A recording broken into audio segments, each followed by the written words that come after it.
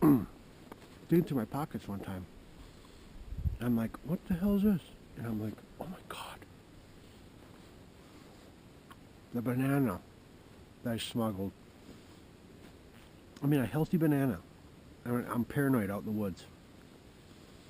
So, I'm like, all right, cool. Yeah, I love bananas. It was perfectly, wasn't too yellow. It was a perfect banana. One little bruise on it, that's about it. So I peeled it, took a bite. I'm like, oh, it was cold, but it was good. And I was eating this banana. And all of a sudden I hear from the distance, hey, hey. And I'm like, my dad's walking up. And I'm like, hey, how you doing?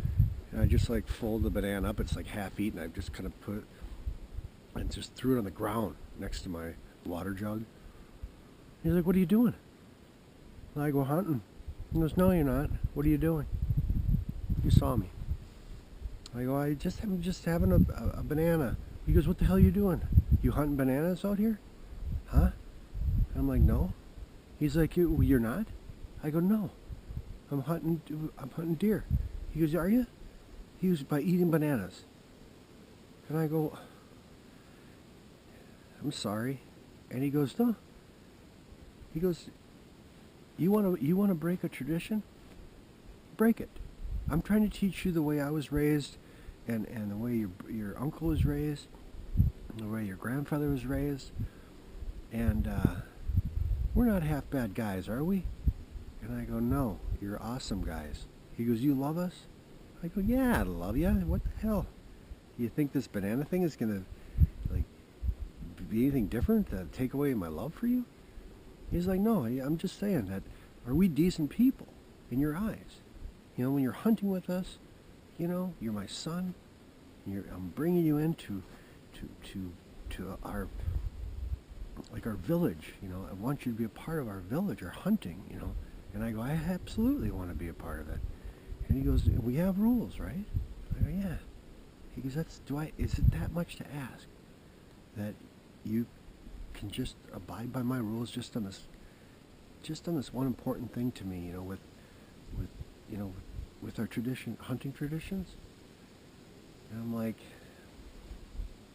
yeah, I was just thinking, you know, just a banana's healthy. He goes like, don't look at it that way. I'm like, all right.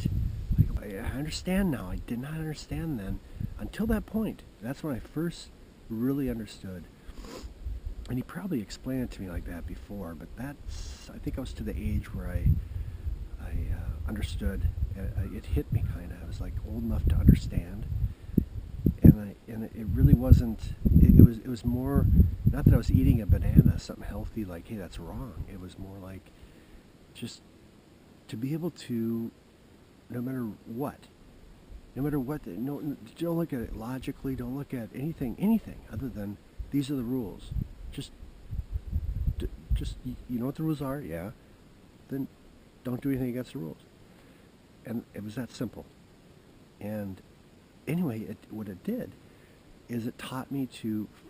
I think it really taught me to follow direction. You know, I mean, with work, everywhere I worked when I was younger, I was always the top worker, and I always got along with the bosses because I did everything they said, just like my dad. I think that's what he was teaching me, is just to respect elders, which I did. That's another thing. Jeez. We talked to some dinglings in the bar, and they were like 5 times my age. And really, they didn't deserve the respect I gave them. But because the way I was raised, my dad just had me respect them, and there'd be drunk guys like going, "Hey, Kelly, what are you doing now? Who are you now? Who's your dad?" Like Joe Hartford. He's like, Hartford, that's a hell of a good name. I know Hartford. You know Melvin Hartford? Hey, that's my uncle. You know Mel? I know Mel. And I'd be like, yeah. And I'd respect the guy and listen to just us babble on about who knows who. And then he never really, you know, a few of those guys just weren't that interesting. They just were, I think, too drunk. But there were other guys that I totally respected, and I didn't know them, and that knew my father. And there was always like two different people, like kind of the more normal people knew my dad, and the kind of drunk one knew Melvin. Melvin, they knew him.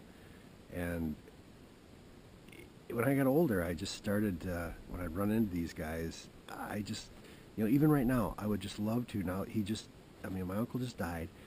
I haven't been to any old bars, like you have to go to the old timer bars, but a lot of times, I'm getting old, so a lot of these older people that I'd always run into, well, they've died, or they're just too sick or whatever. They're not at the bars. They've sown their oats and they're back home with their wives or whatever. And I don't get to meet some of these people that, like I did when I was younger. I'd run into them all the time. I know your uncle. He's a good shit, man. I'm serious. You got that guy. Love that guy. I'm like, me too, And I just run into all kinds of characters and old farmers that knew my dad, and yeah, I miss that too, And now it's just those days are gone for me. All I got is my memories, the memories of these people I've met, and just stuff that I've done with my dad, my uncle, and where we've been. And that's why I like going up north. A lot of times I'll just be driving around, because that's my dad would do a lot. And we just drive around town and out in the country, not town, the country, and all these roads. I used to just love that, just sitting there. And my dad would let me have a pop once in a while, so I could sip on a pop. We'd just take these roads, and my dad's like, "Ooh, did you see that? That looks like a good fire lane." He goes, "Should we go down there?" I'm like, "Drive down there?" And he goes, "Yeah." I go, "Yeah." And so we'd back up the truck, and I'd look at where he's looking, and I'd be like, "Wow, that is a neat fire lane. It's all hunting grounds, and we're just looking stuff over." So we drive through these trails through the woods real easy, and we come across, mudded areas, and you could see where or trucks have been, trying to avoid it, and going up over like roots of stumps and all this junk, and sliding down, and some go right through it. And my dad's like, "You think we can make it?" And I go, "Right through there?" And he goes, "Yeah." I go, "I don't know." And he's like, "Let's try. Should we try it?" I go, "Yeah, yeah." So he goes, "Let's put it in full drive." Always put it in full drive. He says, "Let's put it in full drive low." It's real low geared. It's just for this. You ever been in full drive low? No. You're about to. And I'm like, he's like, "Put your seatbelt on." I'm like, "All right." Never used to wear seatbelts back then, but on things like that, he'd have me put it on, and we'd just bounce through stuff and just go through, and truck would get all muddy and dirty, and he knew he could make it through there, but he just kind of put some excitement. My uncle used to do the same thing, just build things up, just kind of implant it in your head as a memory is what they do, because they kind of make a big deal of stuff. And I miss them, like, I just can't tell you. I'm going to finish the sandwich. I'm going to shut my trap, and let's just see what can come our way here. I'm all settled in here, and like I said before, a lot of times when you're squirrel hunting, you can talk, and they'll get used to it. Birds will start tripping around you. Rabbits will start jumping. The woods will come alive, but and deer hunting, it just doesn't work that way.